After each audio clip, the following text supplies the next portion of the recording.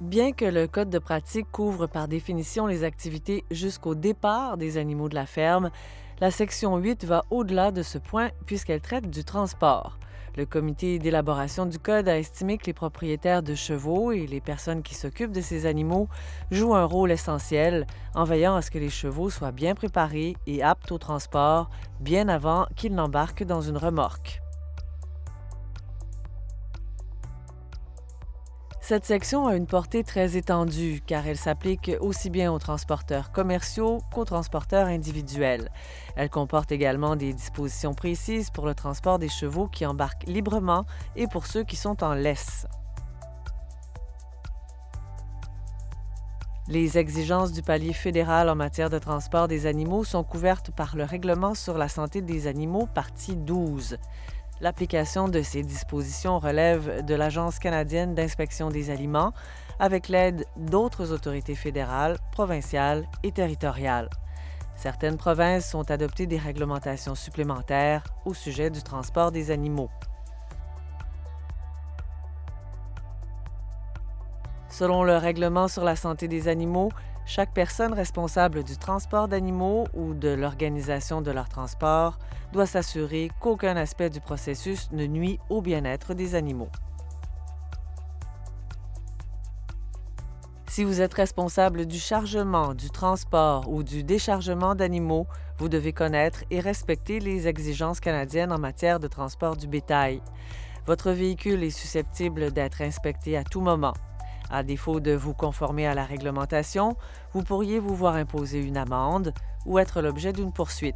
Si vos actions ou votre négligence sont considérées comme un mauvais traitement à l'égard des animaux, vous risquez également d'être accusé et reconnu coupable aux termes du Code criminel du Canada et ou de la législation provinciale.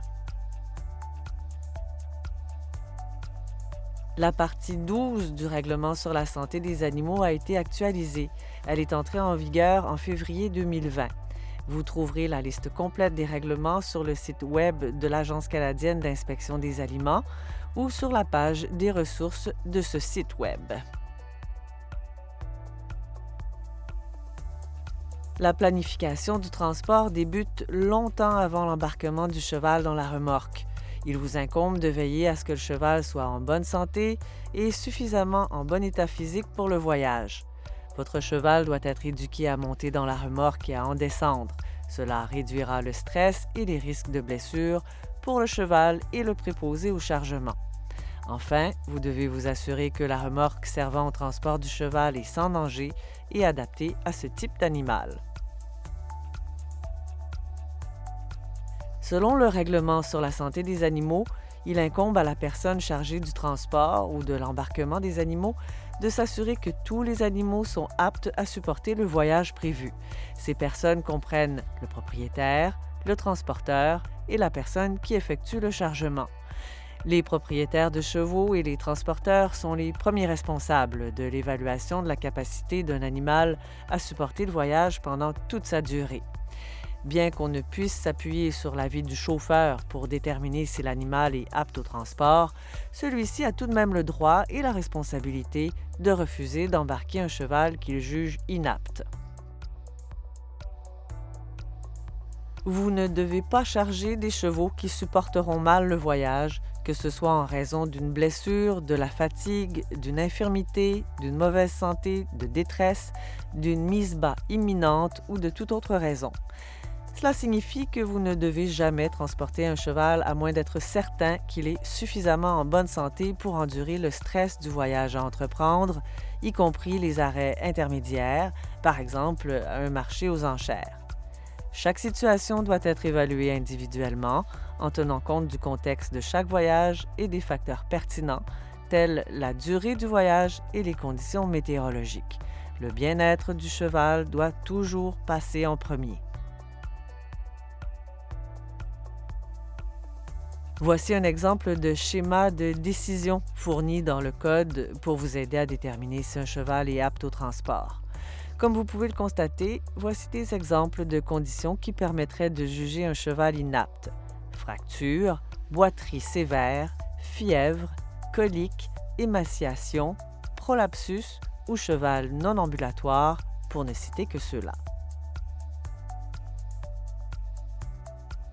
Un cheval fragilisé est un cheval qui peut être transporté, mais dans des conditions particulières uniquement. Cela inclut les chevaux qui sont complètement aveugles, les très jeunes poulains et les poulains orphelins, les chevaux âgés ou boiteux et les chevaux souffrant d'une condition quelconque susceptible de réduire leur capacité à supporter les rigueurs du voyage. Ces chevaux peuvent être seulement transportés localement et directement à la destination la plus proche où ils peuvent recevoir des soins et de l'attention ou être abattus ou euthanasiés sans cruauté. Il faut toujours les charger en dernier et les décharger en premier et les garder séparément des autres animaux ou enfermés avec un animal servant de compagnon. Selon l'état du cheval, vous devrez peut-être aussi prévoir de la litière dans la remorque. Si vous n'êtes pas certain de l'aptitude du cheval au voyage, ne le transportez pas. Communiquez plutôt avec un médecin vétérinaire. Vous pouvez imprimer le schéma de décision sur le transport à la page des ressources de ce site Internet ou consulter la loi sur la santé des animaux, partie 12, où toutes les conditions qui sont considérées comme un état inapte ou fragilisé pour le transport sont clairement énumérées. Si l'animal est inapte au transport, vous ne devez pas le transporter avant de lui prodiguer des soins. Dans certains cas, la seule solution est l'euthanasie. Il est illégal de charger ou de décharger un animal incapable de se déplacer, sauf en prenant des dispositions spéciales nécessitant des soins ou un diagnostic vétérinaire. Nous allons maintenant aborder la manière de préparer votre cheval pour le voyage. Les préparatifs de transport débutent bien avant le chargement dans la remorque. Les facteurs tels que la prévention de la boiterie, l'éducation au chargement dans une remorque et la nutrition, entre autres, ont une incidence cumulative sur l'aptitude au transport et doivent être considérés comme un tout.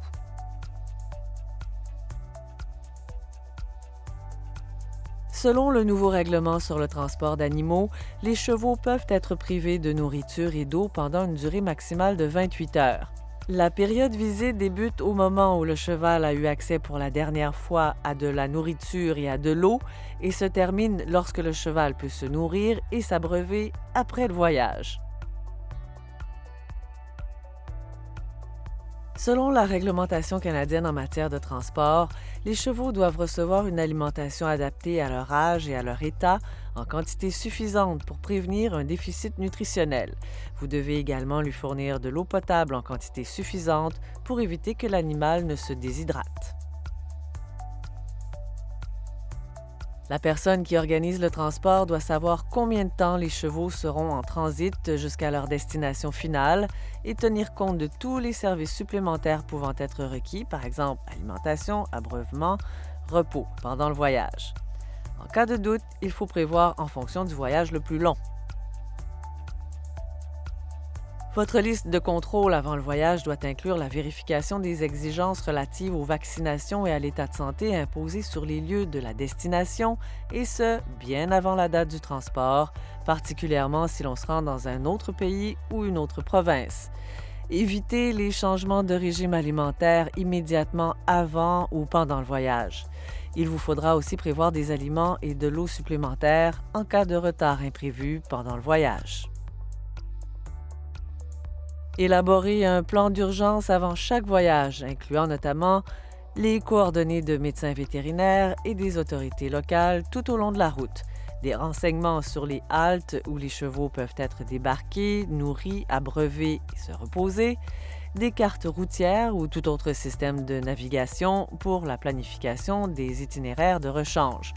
Vous devriez également garder une trousse de premiers soins dans le véhicule servant au transport.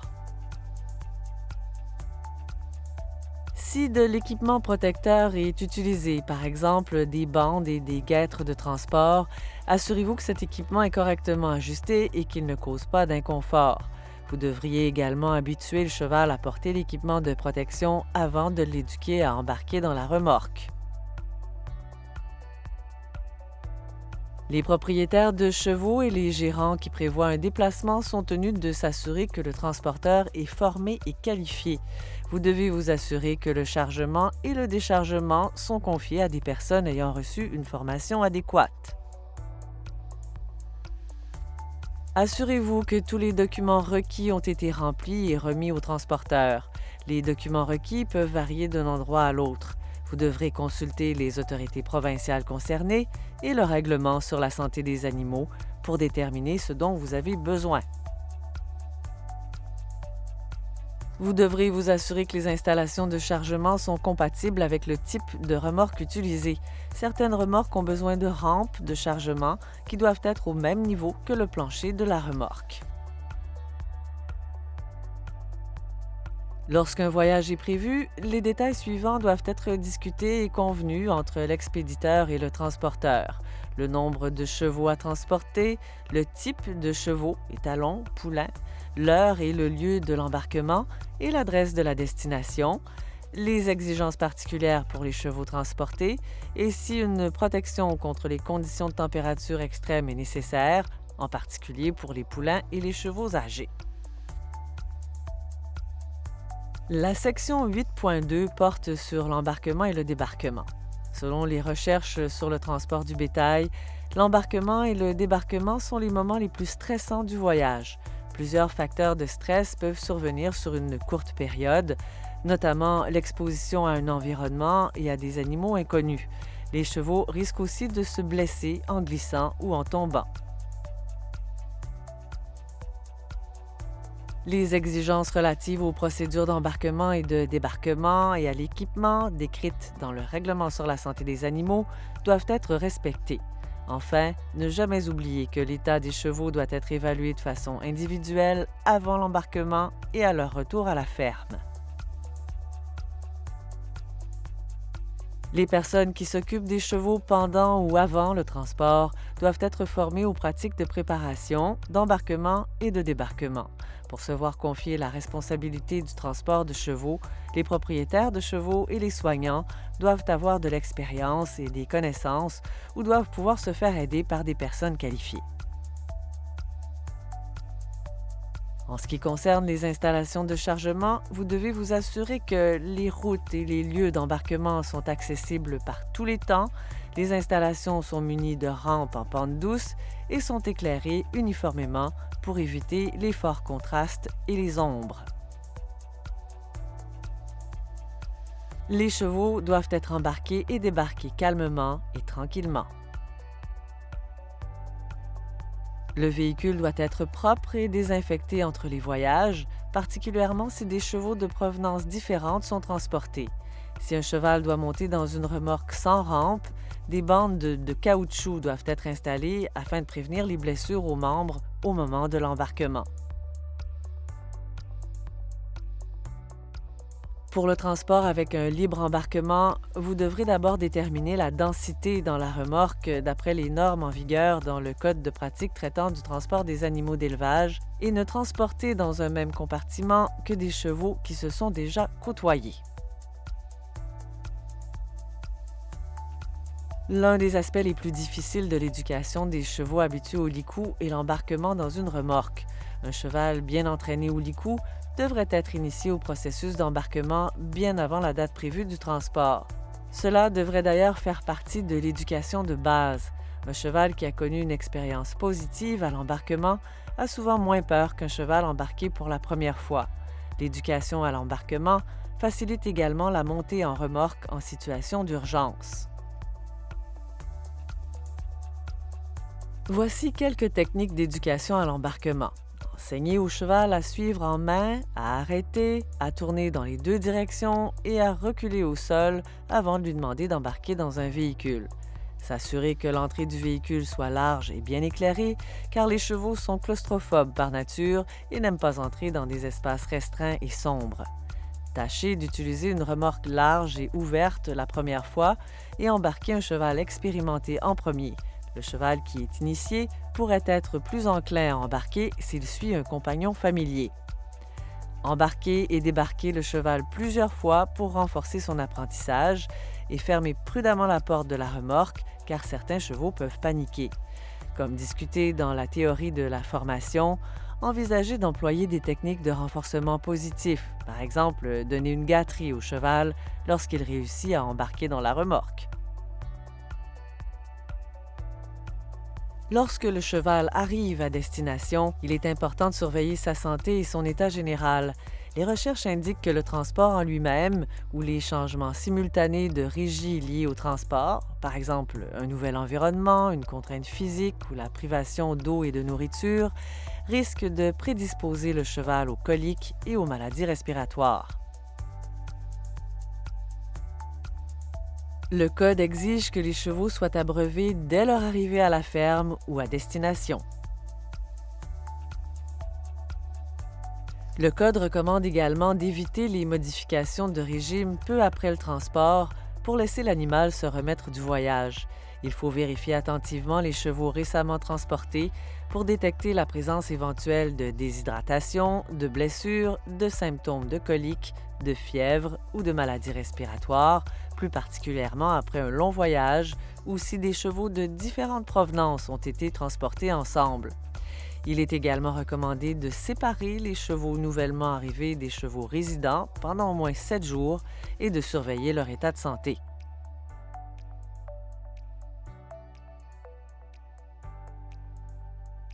Nous sommes maintenant parvenus à la fin de cette formation en ligne. Merci d'avoir assisté à la formation sur le code de pratique des équidés.